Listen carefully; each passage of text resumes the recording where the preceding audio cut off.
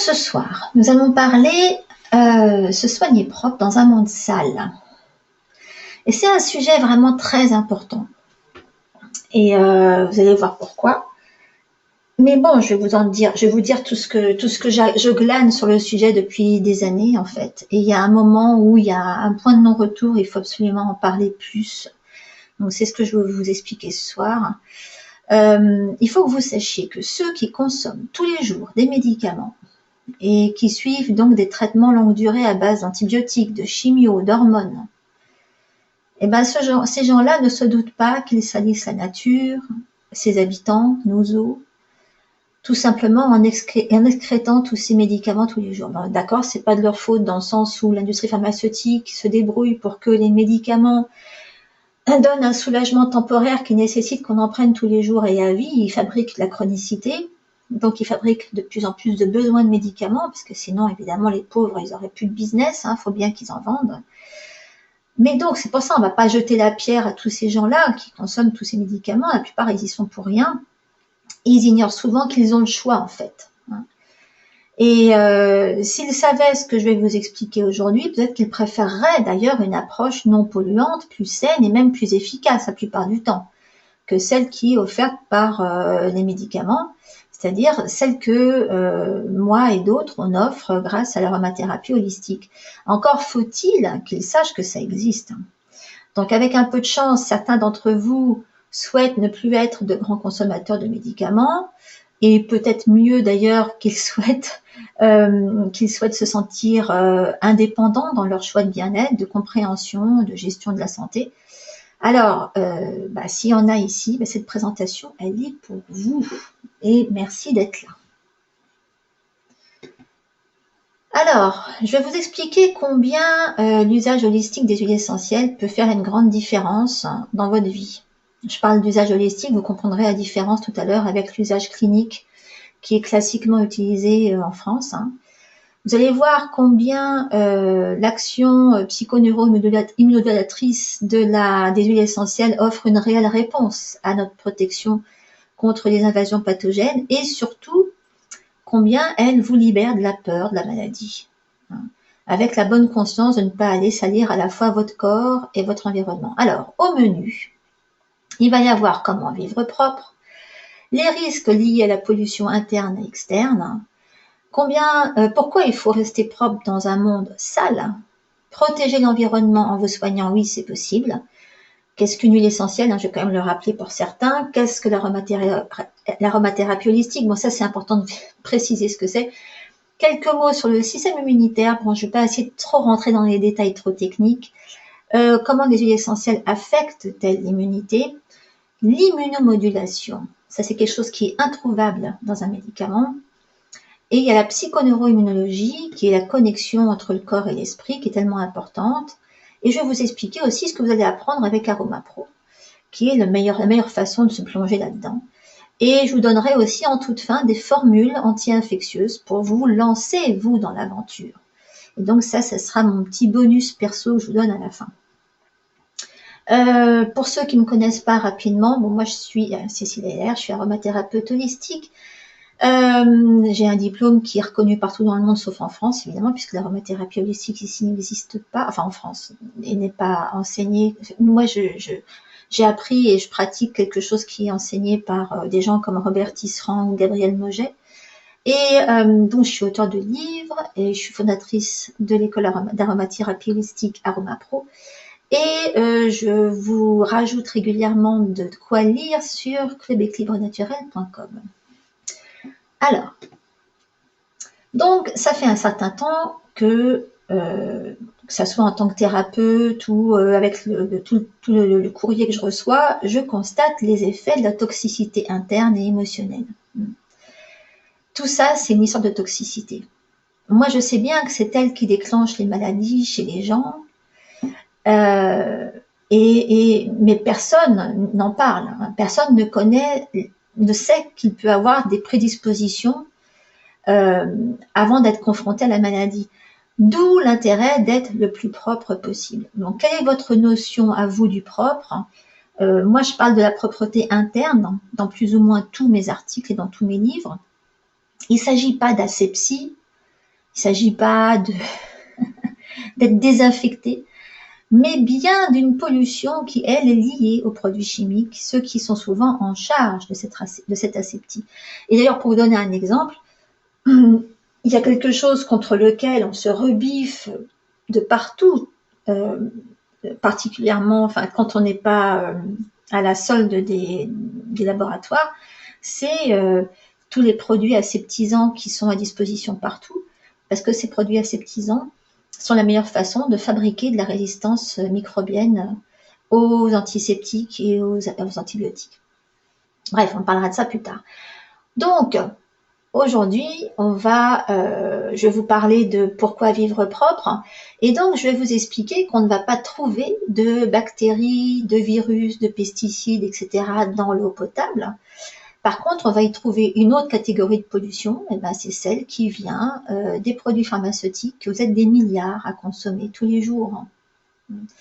Il faut que vous sachiez qu'une fois avalé, 80% d'un antibiotique sont éliminés dans les toilettes ou transpirés. C'est la même chose pour le perturbateur endocrinien, les médicaments, l'additif, le colorant, etc. Donc tout ça, petit à petit, ça s'accumule dans nos organismes, ça fragilise nos organes, ça perturbe notre immunité, ça entrave notre accès à l'équilibre au quotidien de façon complètement insidieuse, parce que c'est un peu l'histoire de la grenouille qu'on met dans de l'eau froide et sous laquelle on met le feu, elle ne va pas se rendre compte qu'elle est en train de se faire bouillir. Ben là, c'est un petit peu la même chose avec les cochonneries que vous avalez tous les jours.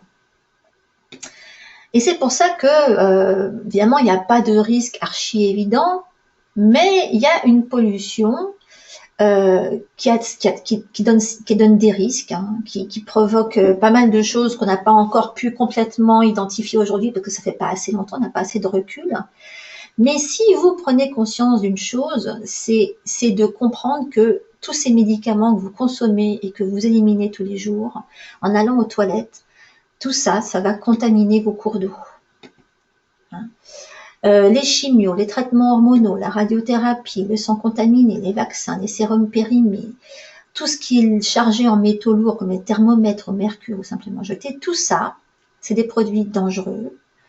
Et pourtant, ils rejoignent vos cours d'eau et vous les retrouvez dans votre eau potable tous les jours.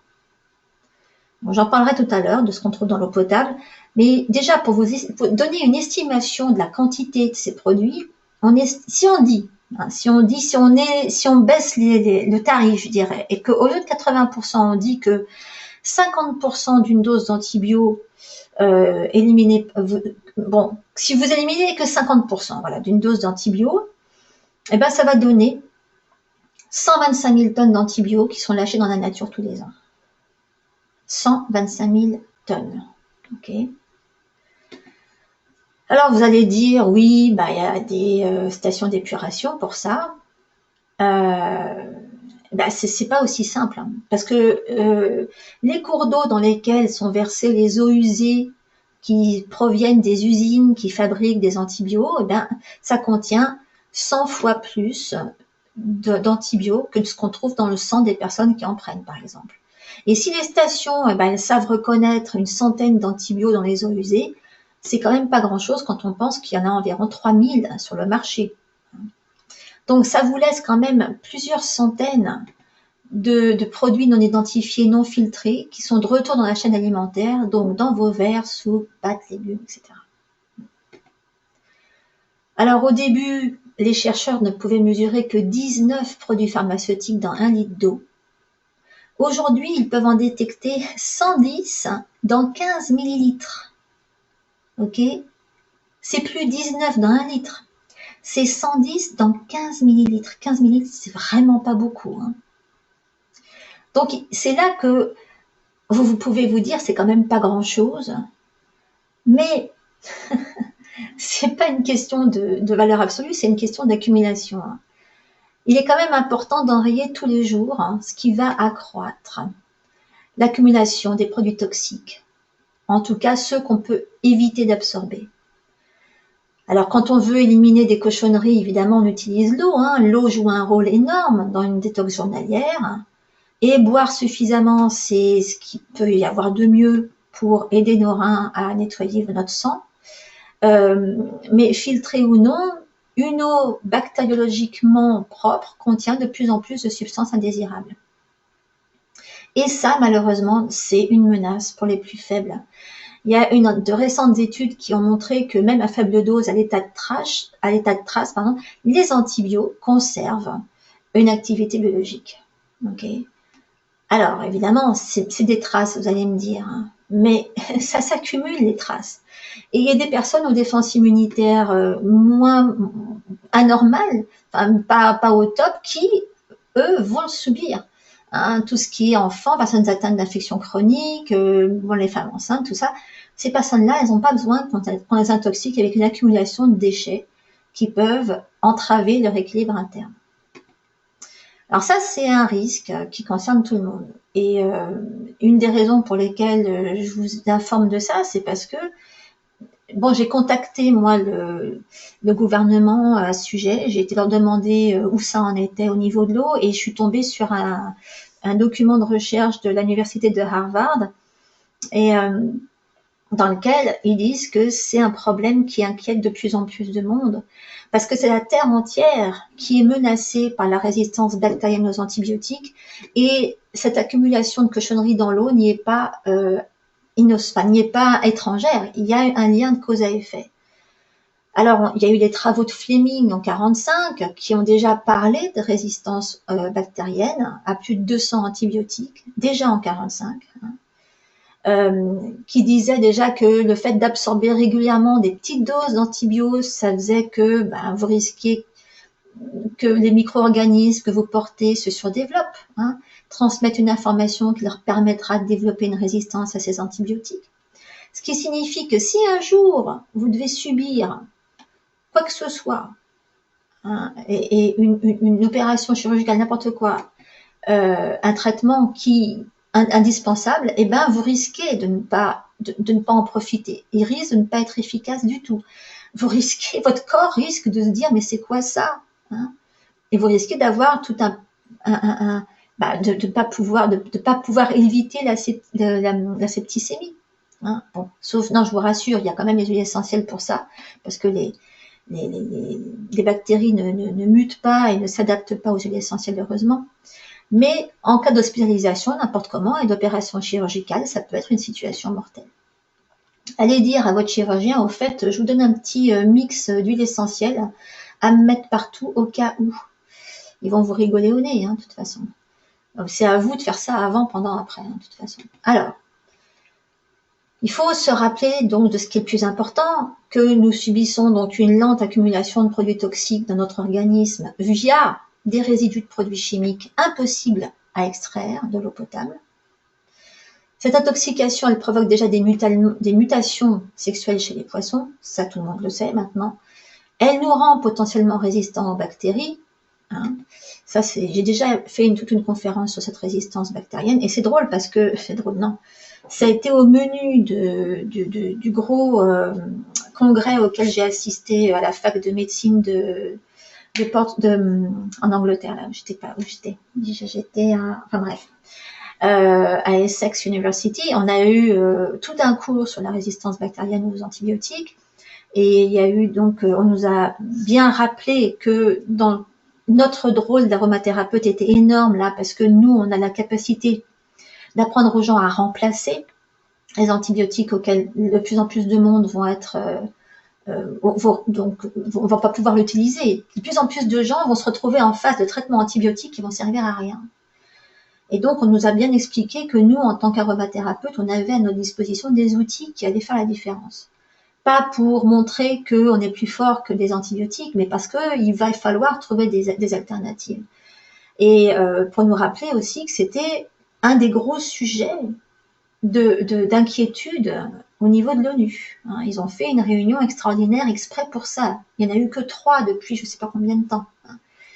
Donc, la résistance aux antibiotiques, c'est un gros sujet de préoccupation. Mais il faut quand même se rappeler que, indépendamment de ça, on affaiblit notre immunité tous les jours à cause de l'intoxication, cette accumulation de cochonneries qu'on a dans notre alimentation, dans nos eaux, etc. ça fatigue des organismes des personnes les plus fragiles qui vont, elles, être prédisposées à réagir et à faire des infections et à avoir du coup besoin d'antibiotiques qui vont plus rien leur faire. Donc aujourd'hui, vous pouvez vous demander si vous menacez sans le savoir la vie de nombreuses espèces animales, mais surtout si vous réagissez positivement à un traitement antibiotique au moment où vous en avez besoin. Ok. Mais c'est vrai, là je donne l'exemple d'une de mes lectrices qui dit que vivre propre, c'est une démarche active. Voilà. Se prendre par la main et franchir le pas nécessaire à s'occuper de soi, se prendre en charge sans attendre que la médecine allopathique s'en charge, contre juste un petit médoc qui vous permettra de vous voiler la face en pensant qu'il suffit juste d'avaler une pilule et hop, le tour est joué. Plus besoin de faire un effort. Bon, ça c'est une de mes lectrices qui vit aux États-Unis et qui se sorrifie régulièrement de ce qu'elle voit autour d'elle. Elle s'occupe des personnes âgées. Elle donne des cours de yoga à des personnes âgées et elle voit à quel point ces personnes-là sont complètement manipulées par le système. C'est vrai qu'ici aux États-Unis, on n'a pas de bol de ce côté-là, mais je crois qu'en France, c'est un peu le même genre. Il y a une grosse manipulation. Mais bon, là, les gens aiment bien qu'on s'occupe d'eux et aiment bien savoir qu'ils ont une maladie qui leur appartient et qu'ils ont du coup un traitement qui leur appartient à vie. Bon, après, c'est une histoire d'état d'esprit. Hein. Mais donc, il n'est jamais trop tard pour éduquer les gens, il n'est jamais trop tard pour changer d'avis et il faut surtout se rappeler qu'on peut protéger l'environnement en se soignant. Mais pas n'importe comment, évidemment. Hein. Il faut se soigner propre. Hein. Ça signifie qu'il faut à la fois protéger notre environnement et notre corps, hein, qu'il faut remplacer les médicaments les plus courants par des alternatives naturelles. Bon, maintenant, il y en a quand même plein. Hein.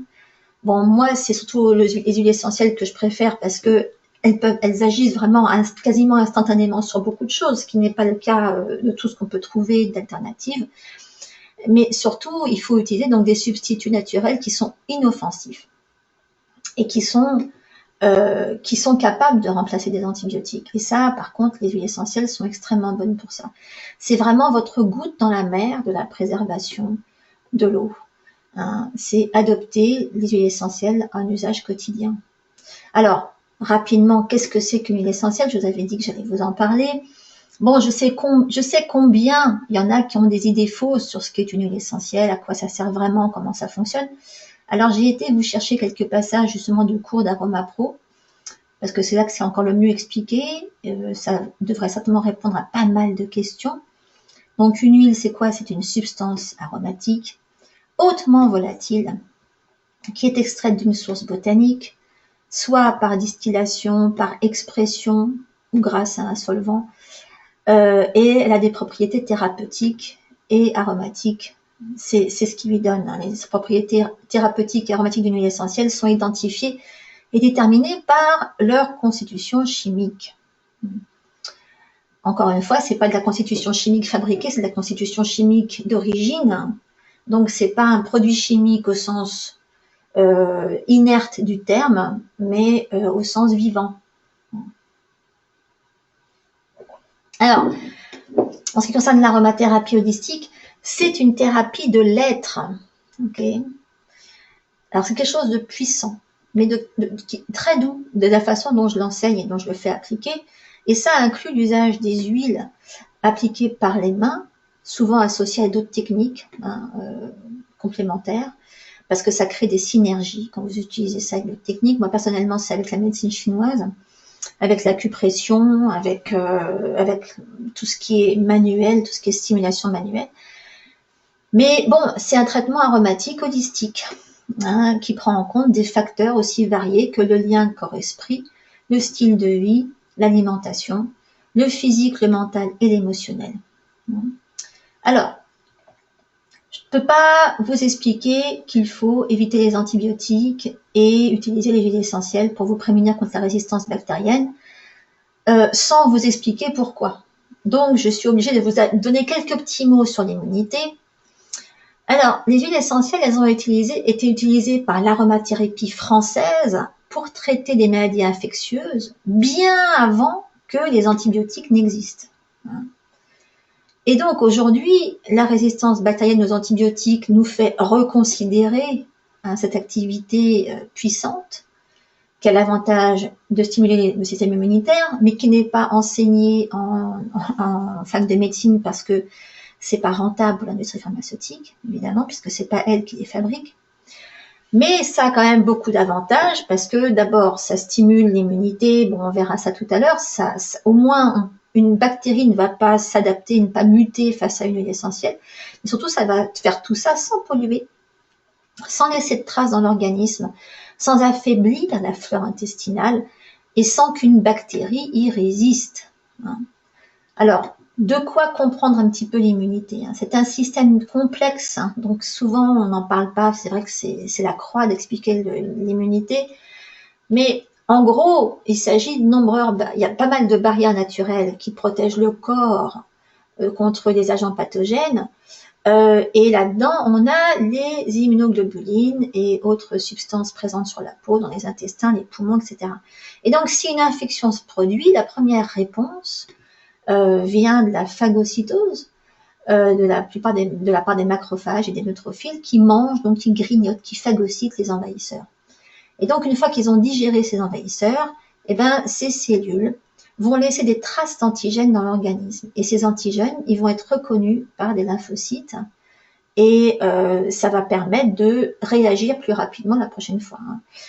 Que le même genre d'envahisseur se pointe au portillon. Mais là, je vais largement simplifier et schématiser. Mais donc, il y a plusieurs réponses immunitaires. C'est ça dont il faut se rappeler. Et il y en a une qui s'appelle l'immunité acquise. Il y en a une autre, donc acquise, c'est celle qu'on a héritée. Il y en a une qui se construit et qui est celle qui s'appelle adaptive.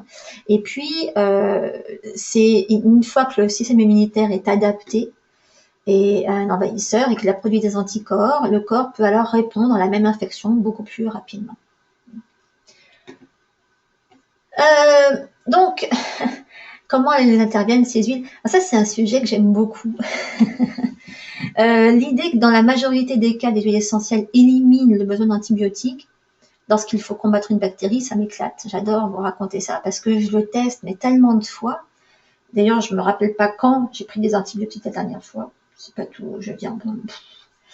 J'ai en fait remarqué que plus on utilise les huiles pour se protéger des bactéries, moins on a d'infections. Et je vais vous expliquer pourquoi ici. Mais en fait, il existe une foison de résultats anecdotiques et de résultats cliniques qui démontrent les effets des huiles essentielles sur la fonction immunitaire. Alors aujourd'hui, en dehors des études des chercheurs, il y a de nombreux praticiens qui ont reporté des cas de clients qui avaient eu des résultats impressionnants pour guérir des maladies infectieuses. Et puis ces résultats s'appliquent aussi sur des infections qui concernent les jeunes enfants, surtout dans le cas des otites. Bon, chez les femmes, nous, on a les cystites, qui sont un exemple flagrant. Et je vous ai mis ici un petit paragraphe qu'a écrit le docteur Pennoel, qui a coécrit avec avec Pierre Francôme, l'aromathérapie exactement.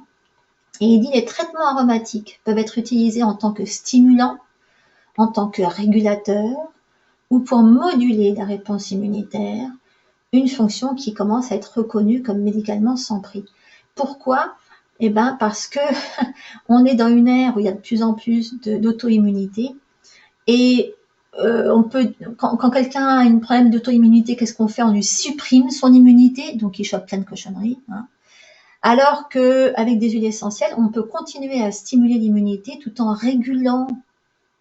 régulant, c'est-à-dire en faisant en sorte qu'elle cesse d'être excessive. Et ça, c'est introuvable chez un médicament. Donc ça, c'est basé sur une recherche clinique, et pas sur des cas anecdotiques et des cas pratiques. Pas que.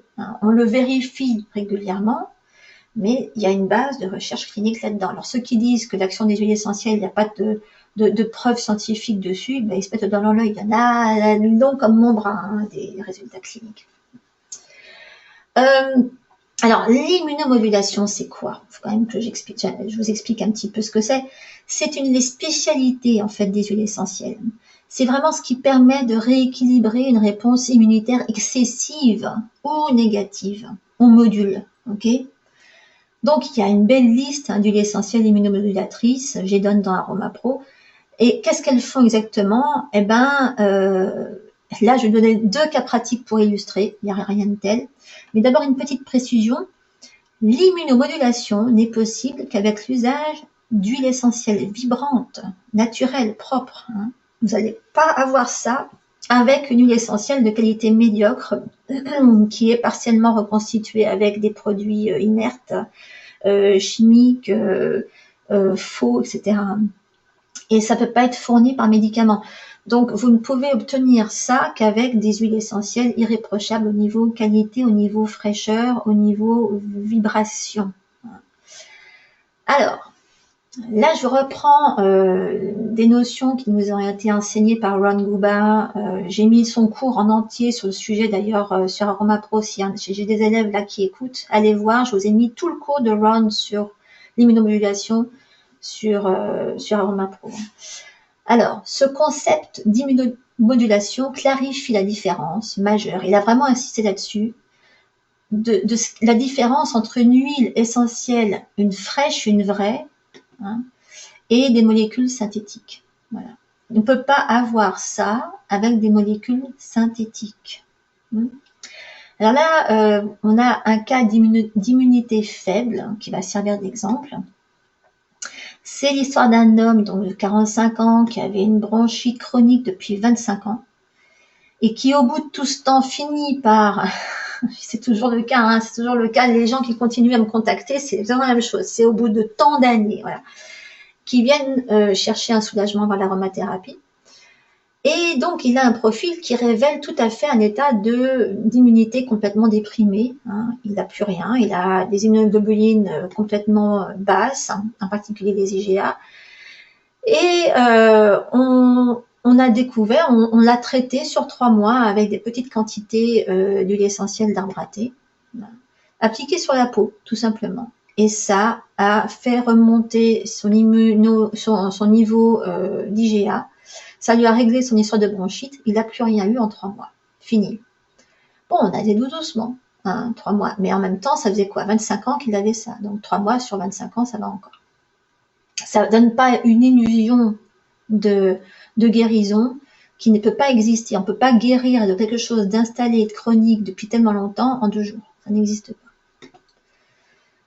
Ensuite, je vous donne l'exemple d'une femme qui, elle, à l'inverse, c'est-à-dire qu'elle, elle a une infection intestinale chronique d'origine virale, à laquelle s'ajoute une infection bactérienne, sur laquelle même vraiment rien n'a marché.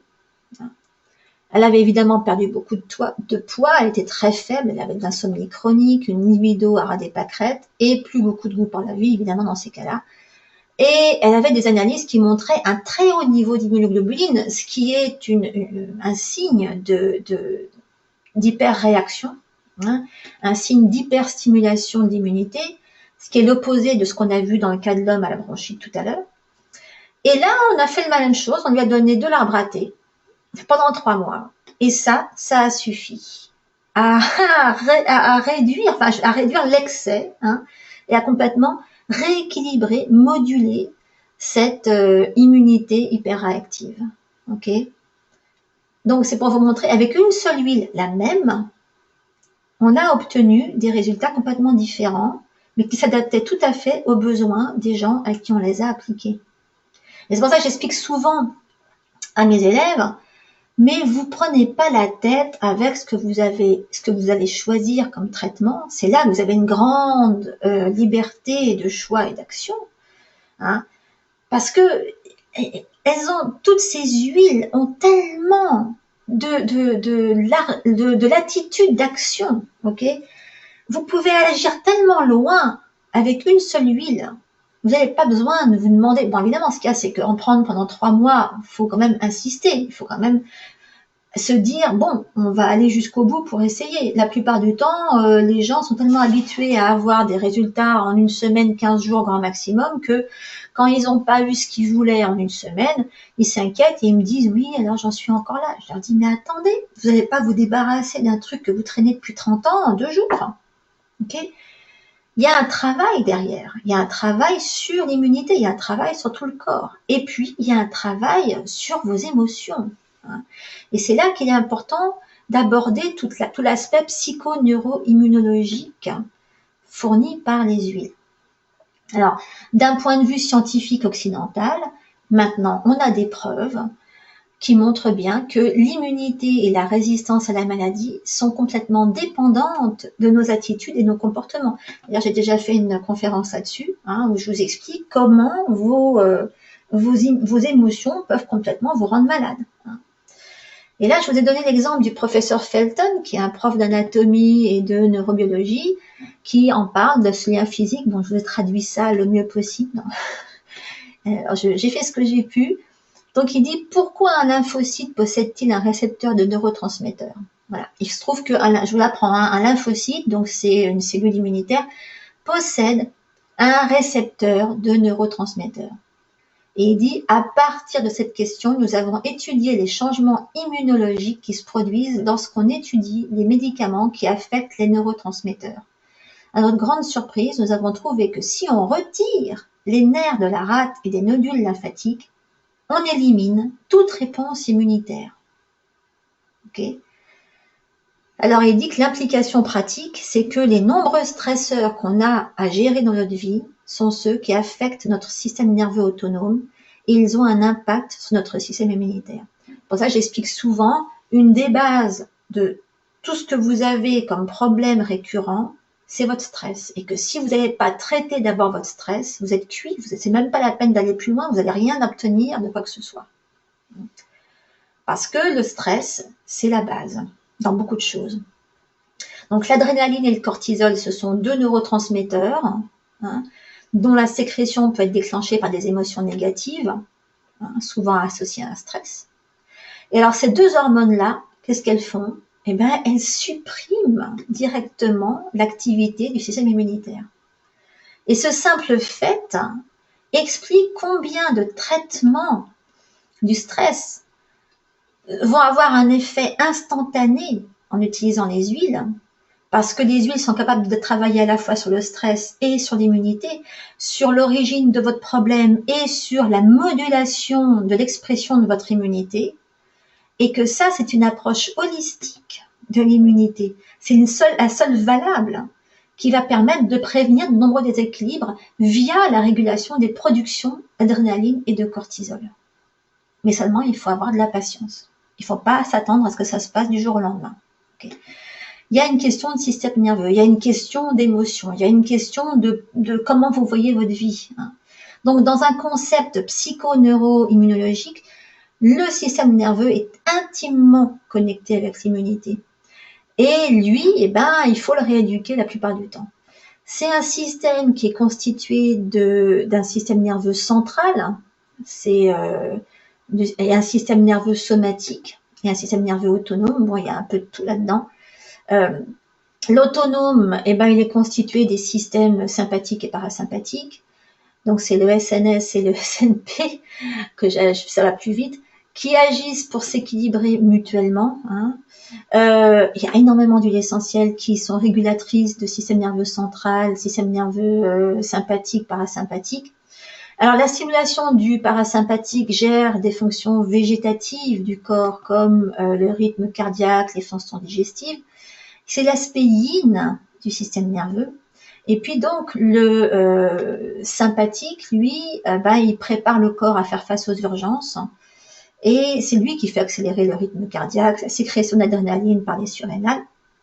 Et lui, c'est l'aspect yang du système nerveux qui est stimulant et réchauffant. C'est vrai que, en général, quand vous subissez un stress, je sais pas moi, si vous vous trouvez dans une situation où vous devez subitement faire attention à plein de choses, etc., qu'est-ce qui se passe? En général, vous avez la circulation vous avez une manifestation de chaleur, vous avez peut-être les joues qui rougissent, ou je sais pas moi, combien de fois j'ai dû... Bon, la première fois que ça m'est arrivé, c'est, je me rappelle, pour une soutenance de mémoire, et je me suis jamais sentie aussi rouge et aussi chaude de ma vie que devant ces 4-5 personnes, je me rappelle plus combien ils étaient, à devoir parler de mon truc.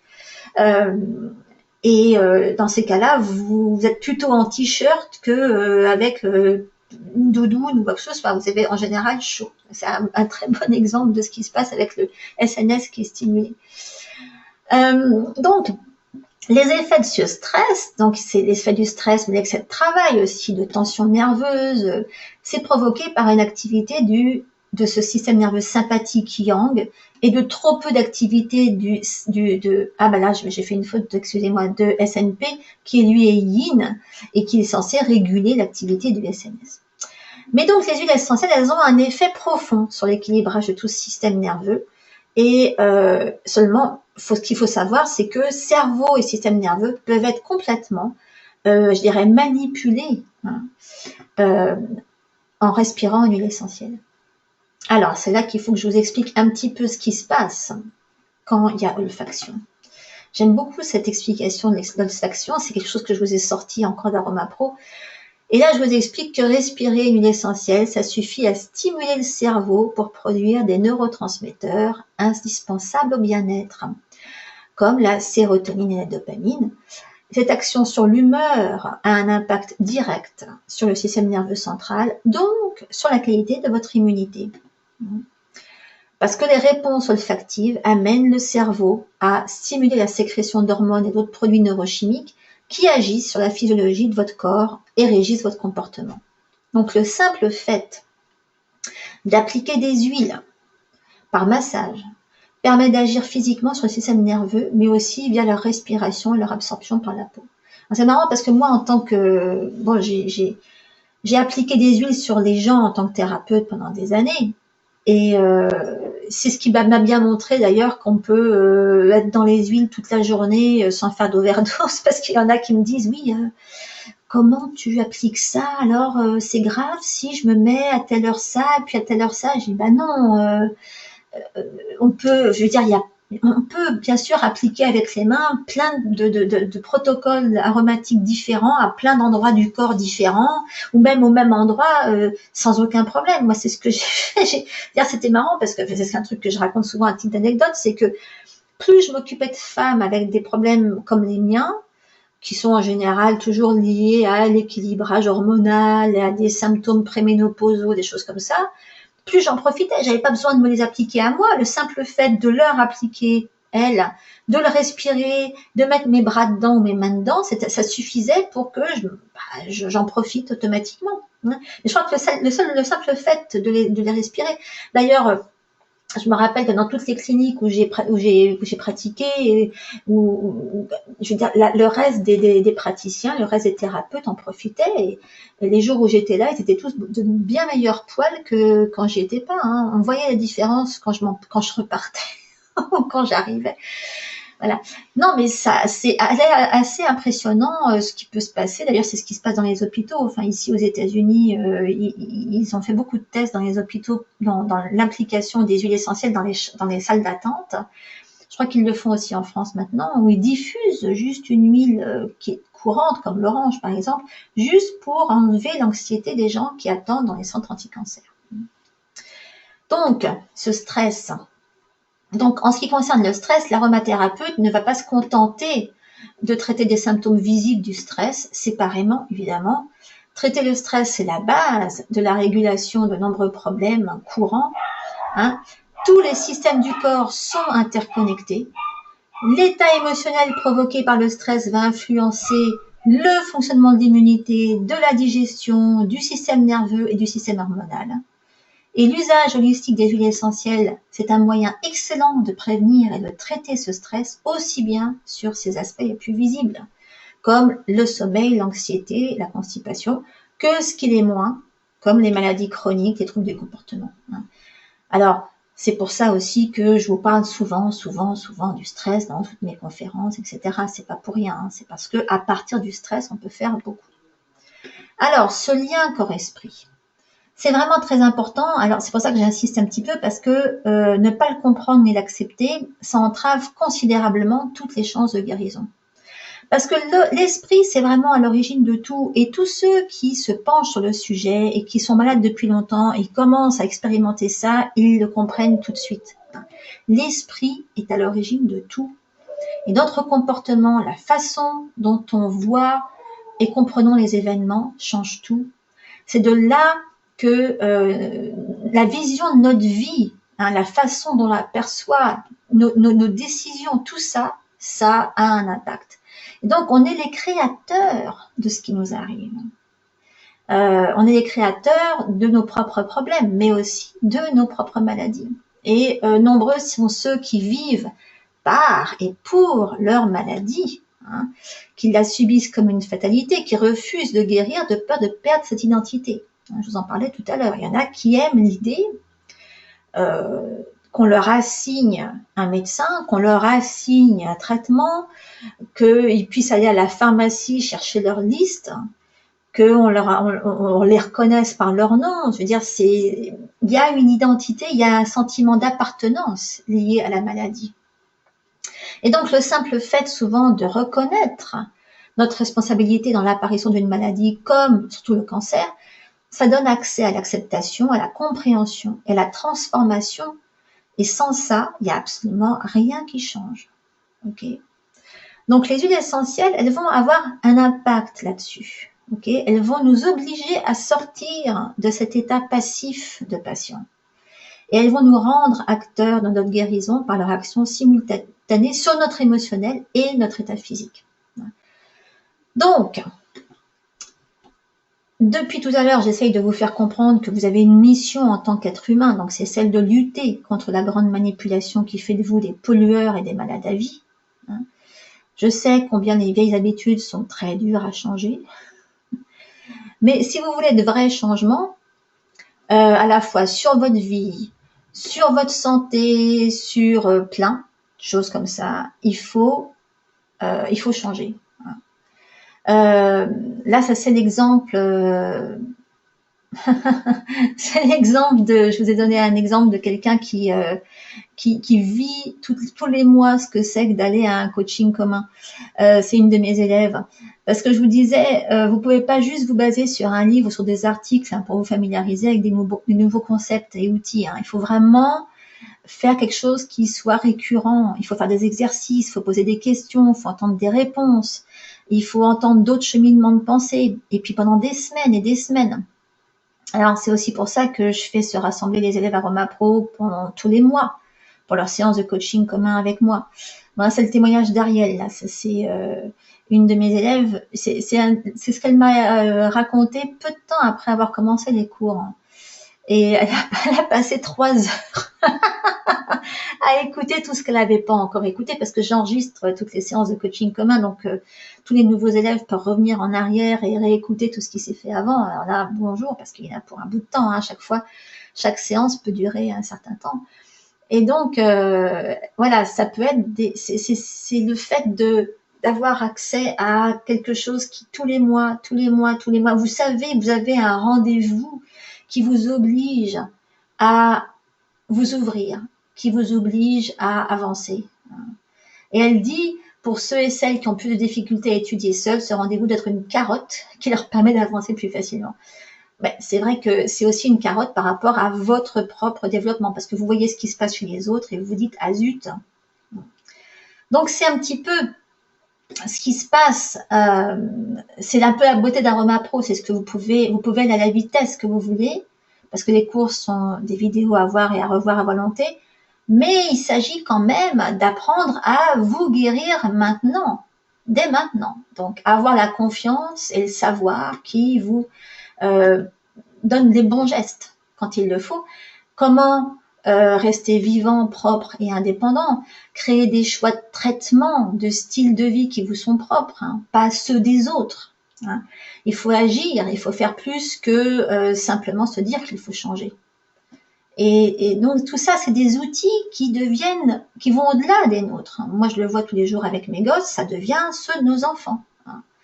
C'est marrant parce que souvent on n'y croit pas. J'en parlais avec une copine thérapeute tout à l'heure qui me dit j'en reviens pas. J'ai proposé à ma fille si elle voulait que je lui cherche un médecin ou si elle voulait que ce soit moi qui s'occupe d'elle. Elle m'a dit non maman, je te fais confiance.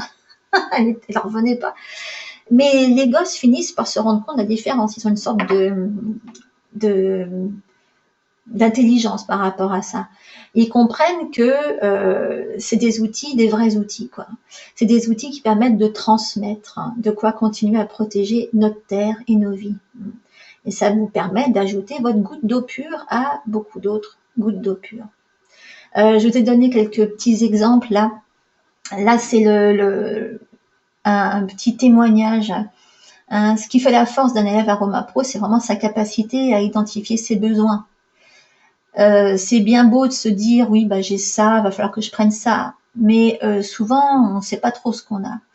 Et c'est beaucoup plus simple quand on a des outils qui permettent aussi d'identifier ça et de se faire quelque chose de complètement sur mesure et complètement holistique surtout. On n'a pas besoin de se prendre la tête avec qu'est-ce qui va s'occuper de notre tête, qu'est-ce qui va s'occuper de notre corps. La plupart du temps, les outils que je donne d'identification servent déjà à ça et servent à faire la part des choses entre ce que vous éprouvez émotionnellement et physiquement. Hein. Mais donc ça, c'est pas évident. C'est clair qu'il faut pas mal d'ouverture d'esprit et de logique. Ça demande pas mal d'entraînement. C'est pour ça que les cours aussi vont de 28 à 50 semaines en fonction du niveau. Hein. Mais bon, chacun dispose comme il le veut des cours et peut prendre son temps. Hein. Alors, je voulais juste vous faire voilà, je vous ai laissé le temps de regarder le très sympa petit témoignage de Karine, qui elle a ressenti cette indépendance avec Aroma Pro, hein, et surtout voilà ce sentiment de sortir d'un grand complot, qui a vraiment l'impression d'être manipulé par les grandes firmes et du coup là on s'extirpe de ça complètement. On s'affranchit de ça et ça fait quand même beaucoup de bien. Hein. Et elle a compris que se réveiller et prendre sa vie et celle de ses proches en main, c'était important. Et surtout, c'est vrai que la plupart ont du mal à se mettre en route avec la vision holistique parce qu'on est tellement conditionné à avoir une vision symptomatique et une réaction à la recherche de d'élimination du symptôme, alors que le symptôme a son importance. Hein. Et donc, bon, elle est pas thérapeute, hein, mais au moins, elle se sent, il y en a beaucoup qui sont pas thérapeutes d'ailleurs et qui se sont lancés dans l'Aroma Pro Master rien qu'à cause de ce que j'y enseigne, hein, tout simplement. Et pour justement avoir le maximum d'outils à leur disposition.